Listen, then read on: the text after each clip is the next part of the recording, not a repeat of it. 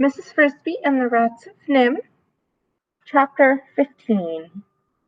So, in the last chapter, we were learning about how Nicodemus and his friend uh, Jenner and a bunch of other rats in their colony had gotten kind of kidnapped or caught by these men in white that came and threw them into uh, a big sack, right?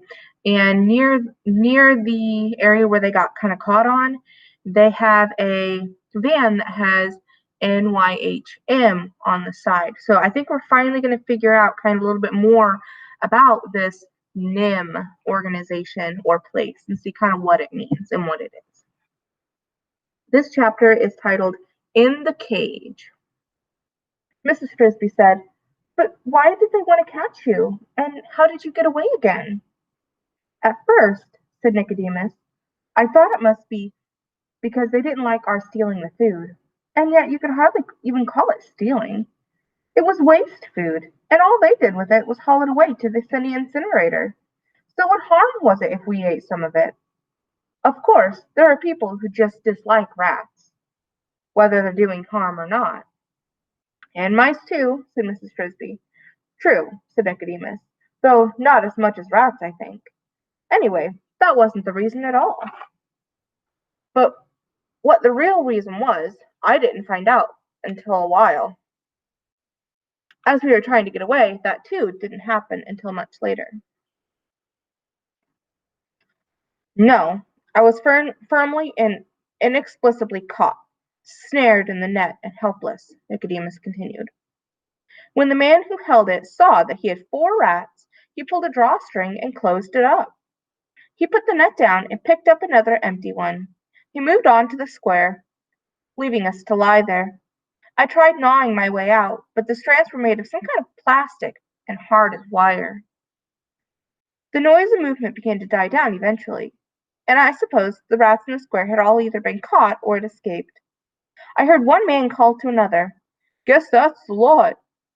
Someone else was turning a light this way and that, searching the rest of the market area. Not one to be seen. We could hide and wait for another wave." "There won't be another wave. Not tonight. Probably not for 4 or 5 nights. Word gets round." "You mean they communicate?" said a third voice.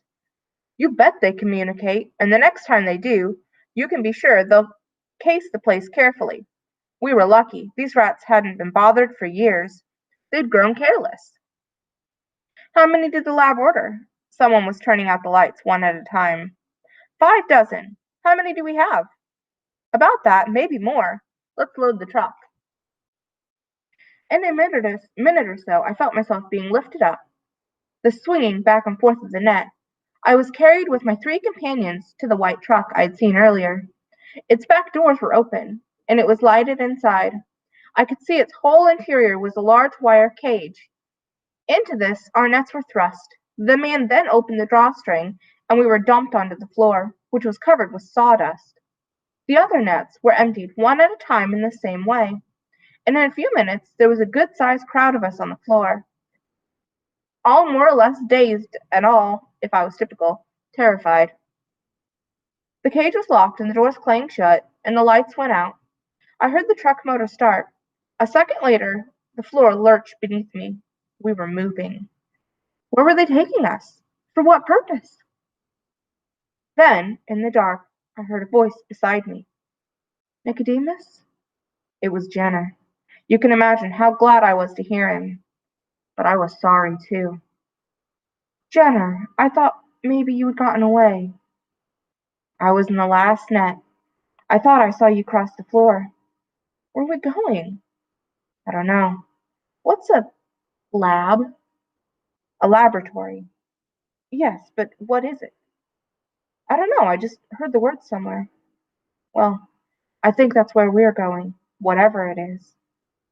The truck rumbled along the dark, over bumpy streets at first, then, at higher speed, over a smooth highway. There were no windows in the back, so it was impossible to see where we were going. Not that I would have known anyway, never before having been more than half a dozen blocks from home. I think we drove for about 2 hours. It might have been less, before the truck slowed, and turned and finally came to a stop. The back doors were opened again, and through the wire of the cage, I saw that we'd come to a building, very modern, of white cement and glass. It was square and big, about 10 stories tall. Night had fallen, and most of the windows were dark, but the platform to which our truck drove us was lighted, and there were people waiting for us. A door opened, and 3 men came out. One of them pushed a cart, a hand truck piled with small wire cages. The man beside him was dressed in a heavy coat, boots, and thick leather gloves. The third man wore heavy horn-rimmed glasses and a white coat. He was obviously the leader. The men from the truck, the ones who had caught us, now joined the men from the building. "How many did you get?" asked the man in the white coat. "Hard to count, they keep moving around, but I make it between 60 and 70. "Good. Any trouble?" "No, it was easy. They almost acted tame." "I hope not. I've got enough tame ones." "Oh, they're lively enough, and they look healthy." "Let's get 'em out." The man with the gloves and the boots then donned a wire face mask as well and climbed in among us. He opened a small sliding trapdoor at the back of our cage. A man outside held one of the small cages up to the opening, and one at a time we were pushed into our individual little prisons. A few of the rats snarled and tried to bite. I did not, and neither did Jenner. It was too obviously futile. When it was finished, the man in white coat said, 63, good work. A man from the truck said, thanks, Dr. Schultz, and we were racked on the hand truck and wheeled into the building. Dr. Schultz. I did not know it then, but I was to be his prisoner and his pupil for the next 3 years. We spent the rest of that night in a long white room. It was, in fact, a laboratory, with a lot of equipment at one end that I didn't understand at all then. Bottles and shiny metal things and black boxes with wires trailing from them. But our end held only rows and rows of cages on shelves, each cage with a tag on it, and each separated from its neighbors by wooden partitions on both sides. Someone came around with a stack of small jars and fastened one to my cage. There was a little pipe that led through the bars like a sipping straw. It was for drinking water. Then the lights were dimmed and we were left alone. That cage was my home for a long time. It was not uncomfortable. It had a floor of some kind of plastic, medium soft and warm to the touch. With wire walls and ceiling, it was airy enough, yet just the fact that it was a cage made it horrible. I, who'd always run where I wanted, could go 3 hops forward, 3 hops back again, and that was all. But worse was the dreadful feeling, I know we all had it, that we were completely at the mercy of someone we knew not at all, for the purpose that we could not guess. What were their plans for us? As it turned out, the uncertainty itself was the worst of the suffering we had to undergo. We were treated well enough, except for some very small, very quick flashes of pain, which were all part of our training. And we were always well fed, though the food, scientifically compiled pellets, were not what you'd call delicious. But of course, we didn't know that when we arrived, and I doubt any of us got much sleep that first night. I know I didn't. So, in a way, it was a relief when early the next morning the lights snapped on and Dr. Schultz entered. There were 2 other people with him, a young man and a young woman. Like him, they were dressed in white laboratory coats. He was talking to them as they entered the room and walked towards our cages. 3 groups, 20 for training on injection series A, 20 on series B. That will leave 23 for the control group. They get no injections at all, except to keep the test exactly even. We will prick them with a plain needle. Let's call groups A, B, and C for control. Tag them and number them A1 through A20, B1 through B20, and so on.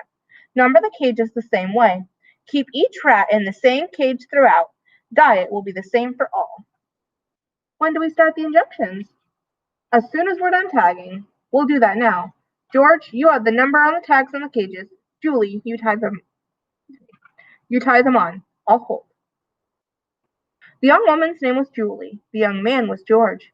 They all put gloves on, long, tough plastic ones that came to their elbows. Here's a picture.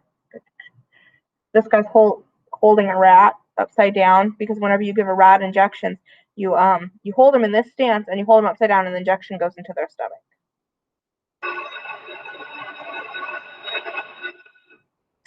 One by one we were taken from our cages, held gently but firmly by Dr. Schultz, while Julie fastened around each of our necks a narrow ribbon of yellow plastic wearing a number. I learned eventually that my number was A10. They were kind, especially Julie. I remember that when one rat was being tagged, she looked at it and said, "Poor little thing, he's frightened. Look how he's trembling." "What kind of biologist are you?" said Dr. Schultz. "The poor little thing is a she, not a he." When my turn came, the door of my cage slid open just enough for Dr. Schultz to put his gloved hand through. I cowered at the back of the cage, which was just what he expected me to do. One hand pressed me flat against the wire wall. His fingers gripped my shoulders. The other held my head just behind the ears, and I was powerless. He lifted me from my cage and felt the plastic collar clipped around my neck. I was back inside with the door closed in less than a minute. The collar was not tight, but no amount of tugging, twisting, or shaking was I ever able to get it off. I watched through the wire front of my cage as the others were caught and tagged. About 6 cages down from me, on the same shelf, I saw them put a collar on Jenner. But once he was back in his cage, I could see him no longer. A little later in the morning they came around again, this time pushing a table on wheels. It was loaded with bottles of clear liquid, a long rack of sharp needles, and a plunger. Once more I was lifted from the cage. This time George did the holding, while Dr. Schultz fastened one of the needles into the plunger. I felt a sharp pain in my hip. Then it was over. We all got used to that. From then on we got injections at least twice a week. What they were injecting and why, I did not know. Yet, for 20 of us, those injections were to change our whole lives. So they were catching rats to test medicines on them. So these rats have now become lab rats. So it doesn't look good for I don't know about the other of them, but only 20 of them got this injection, and it said only 20 of them had their lives changed. So who knows what's going on with the other 40. We'll see.